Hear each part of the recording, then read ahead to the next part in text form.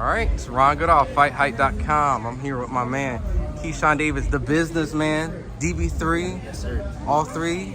It's been kicking ass. Your brother Keon going to the Olympics. Your brother Calvin had a great performance. And then you, which Cam and Mace were like, damn, no, that dude Keyshawn can fight. A lot of attention has, materialized over a couple days, maybe even weeks. How you absorbing all this stuff after the Instagram Live, the Cam and Mace shout-outs. Everyone's praising your action-packed fight. And I'm sure you got a little criticism in certain aspects, but constructive criticism, I think, maybe. Would you say? Shit, all types of criticism, bro. It's all good, though, because I take, the good with the bad. There's a lot of people that's also for me, you know what I'm saying? You're going to get criticized regardless. You at the top. When you work your way to the top, you're going to get criticized. All about how you go about things. But all the social media antics, man, it's just antics. Just having fun on social media. Can't really take that shit seriously, man. And a guy like me, I got a life outside of boxing, so I get on social media for that time, and I get the hell off, and I enjoy my day. You know what I'm saying? So all that stuff is nothing to me. Yeah. Well, I mean, you're the businessman. You made a lot of business moves for other people yesterday, and I appreciate you saying you got a life outside of boxing, because I was recording please, Keyshawn, cut this off. It was like a 40-minute live, but you kept the boxing world buzzing, and you called out a lot of people. And it seemed that all these people that you've been mentioning, Frank Martin, Muay Thai, you know what? Frank Martin did acknowledge. He did put whatever the fuck that means, but yeah. But he's the only one that essentially responded. I know you called out Tio for quite some time. It doesn't really seem like anyone's really clamoring to come fight you, especially if you're winning these fights. I think the only person who actually brought your name up was the WBO champion, Baranchek, right after it. Yeah. Do you think that's probably going to be the fight that makes the most sense for your situation? Well, in my honest opinion, he's fighting a guy named Mark Chamberlain, right? So I honestly think Mark Chamberlain is going to beat Baranchik. I think he's the better fighter. Baranchik, I be seeing him on my post and stuff. He be liking on my post and stuff, so he's watching me. Basically, I feel like what that means. And if he beat Mark, then, for sure, I see me fighting him. But if Mark Chamberlain beat him, I still see me fighting Mark Chamberlain. You know what I'm saying? But I'm just answering, I don't think I'm going to fight Baranchik. I think I actually going to fight Mark. Yeah. Well, the landscape is changing. The promotion company is changing. I mean, with that, you may potentially take the top ranked spot. I know that your good friend Shakur Stevenson has went his separate ways, which regardless of whatever path you took, you would have had your own plans and would have already developed your own start. Of course. But do you feel that now that because Shakur has went another direction, that the mantle is there for you? I mean, I don't really worry about what nobody else got going on in this game, man. I know what I bring to the table. I know my worth. I know my talent, my skill, my ability, my confidence, how I talk. I deserve to be in front of the camera, in front of a lot of people. I earned that right, you know what I'm saying? I earned that respect. So I don't care if, the face of boxing was at, top rank. I know I will be competing with the face of boxing, you know what I'm saying? Again, I don't worry about what nobody else got going on. I know what I bring to the table. It seems like you almost have a Keyshawn Davis curse. I don't really want to coin that yet, but it seems that when fights are kind of being materialized, they're saying, hey, you should fight Rayo. Rayo takes a loss from that point. You and Frank Martin, you said he knew looked great against Artem. Muay Thai, at that moment, let's get it done. he didn't really have some people thought that Tevin Farmer potentially won the fight.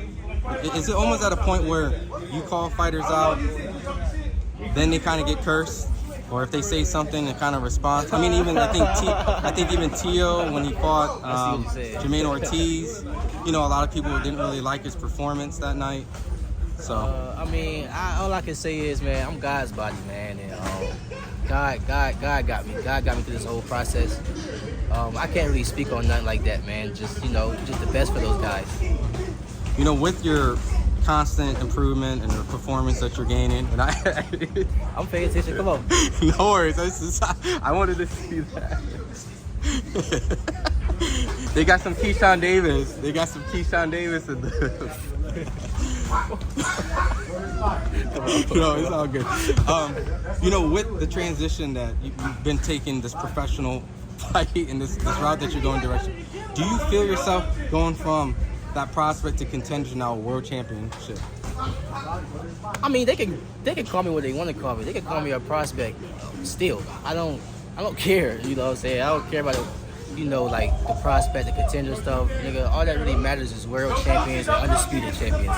I don't really get into all that. Oh, you're a prospect now. You're a contender. You know what I'm saying? Just once I get my world title, I know that I'm not solidifying myself, the businessman. Now, I guess I want to do some clarification. I think there's some I guess there was a lie that you did that might have been misinterpreted. Yeah. Where you spoke about Abdullah Mason, which I know you think highly of Abdullah. You know, afterwards, after the fight, you guys shared some good words. Yeah. You know, and hugged up. And I know that maybe you're speaking from a place from where your part of your career is at versus. Right. Do you feel that was taken out of context when you spoke about Abdullah? Yeah, but at the same time, I did come off, my delivery. People always tell me about my delivery and just how I say certain things and how I can just go about things better. So I take that criticism like I came off a little crazy, but I'm not out here trying to be nobody's friend. You know what I'm saying? Like, it is what it is. It's boxing. You know what I'm saying? This is a grown man sport. So, I just let the people say what they want to say. I can only continue being me and then try to be a better version of myself. And you were just kind of like, I guess, speaking your truth. It's not like anything that, I guess you were mentioning that you felt the delivery could have been in a different manner, but your truths are still your truths. I mean, yeah, for sure. I don't take nothing back of what I said or what I did. You know what I'm saying? I don't take none of that shit back. It is what it is. Again, I'm not trying to be my friend out here, but I got all respect for Abdullah and his brothers and his father. And like I said, I only can be me and a better version of me. Now, I know you've been training out in Omaha. You came out to support Terence on his send-off. I know that Terence got to work with Andre Ward. Did you get a little glimpse of here or anything? Nah, I ain't hear nothing about it. The only thing I seen was on the media, honestly. They was in Colorado training, and I left there for when I was about to fight. So I ain't get to see it. I wish I was there though. Not even gonna lie, but I know that shit was legendary. How was it like sparring with Terence yourself at this stage? Because I know you guys spar now. That nigga is a dog. Like, he's a street fighter. Like, well, a boxer. Like, we got the same style type shit, but he switches. We do a lot of things differently because we ain't come up the same way. But like, in terms of our mentality and how we actually fight, we're fighters first, and then we get to that boxing shit. Now, I know you put on for Virginia. Virginia was put on you, and you had the Billionaire Boys Club outfit. How did that come put together? How did I get put together? So I hit up Sophie. It was like, look, man, I wanna do like a designer type shorts. And I just came up with Billionaire Boys Club because he's from my city, for real, from my city, and he owned Billionaire Boys Club and ice cream. You know what I'm saying? So then I reached out to, a guy named Young Money Yon from the city, well-known rapper, well-respected rapper. And I also reached out to Pusha T, you know what I'm saying? And both of them really got me connected with the owners of Billionaires Boys Club. I connected the owner with Sophie that create my uniforms, and that's how that really all unfolded. So you and Pusha talk? Oh yeah, for sure. Me and Pusha talk. I reached out to AI reached back out to me. You know what I'm saying? Mike Vick, Young Money Yon, like I said. The city definitely shows support for sure. So that means Top Rank has to have a hometown fight coming, soon, right?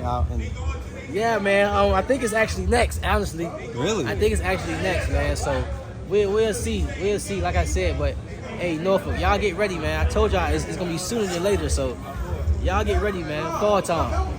I did some interviews with a couple people from Virginia, and they spoke how much, when you do go back to Virginia, you actually give back to them. Yeah. You actually give back to the community a lot, and you actually help kind of develop the these guys are going at it. This is make you want to fight? Or? Nah, this will be, this where we come from, bro. Like, they boxing, they fighting with gloves on. Like, they fighting though, but they got gloves on, they straight. Get a little bit of it.